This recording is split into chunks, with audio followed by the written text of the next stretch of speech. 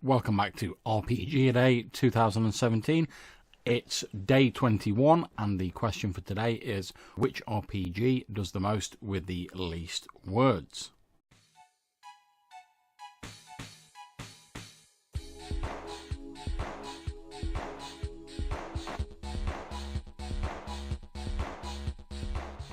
Okay, so as far as I'm concerned, the RPG that does the most with the least words that I've ever seen is Lasers and Feelings by John Harper at 17 Design.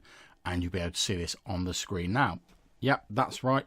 What you can see here is literally all of the rules. So the way this works, it's literally one side of A4 landscape. The players create characters, they choose a style for the character, alien, android, dangerous, hotshot, intrepid, savvy or sexy. They choose a role for the character, doctor, envoy, engineer, explorer, pilot, scientist or soldier. And they pick a number from 2 to 5. A high number means they're better at lasers, so technology, rationality, calm, precise action.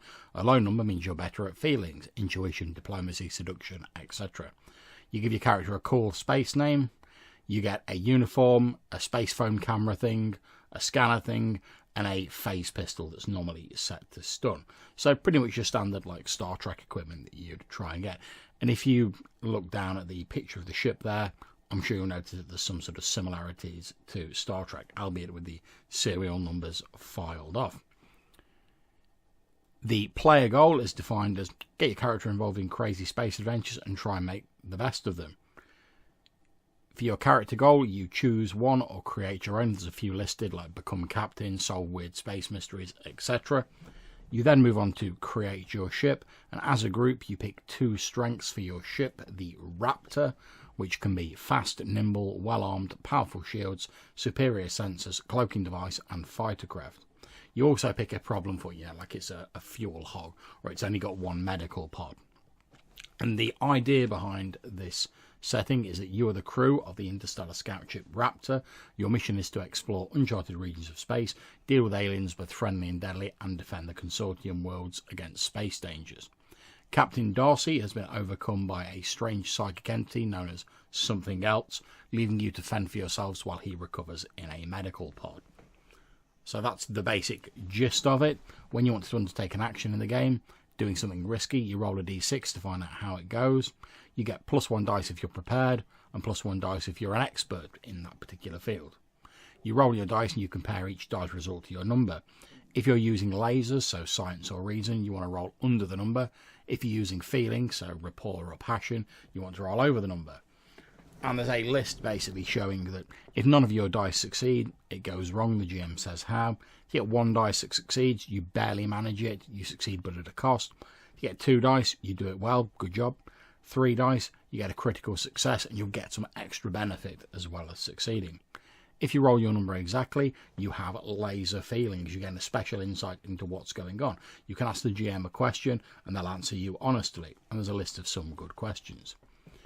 The second sort of side of the page is basically a short sort of table for the GM to create like a rough and ready space adventure on. It gives you the option to pick a threat, what their goal is, who they're after, and what their eventual aims are going to be. And there's a little paragraph about how to actually run the game. And it's very much in a sort of dungeon world style of, you play the game to find out what the setting's actually like, and you sort of build the setting around that.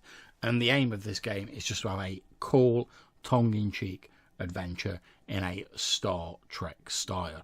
Now, this is available entirely free online. I'll put the link to it down below.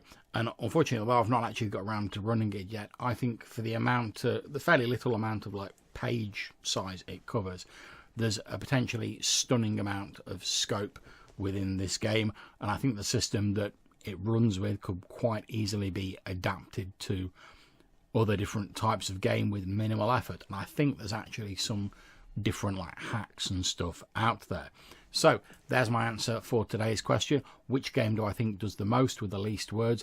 Lasers and Feelings by John Harper at 17 Design. So I hope you've enjoyed this video. You'll consider clicking on like and subscribe. We'll see you next time. Take care and happy gaming.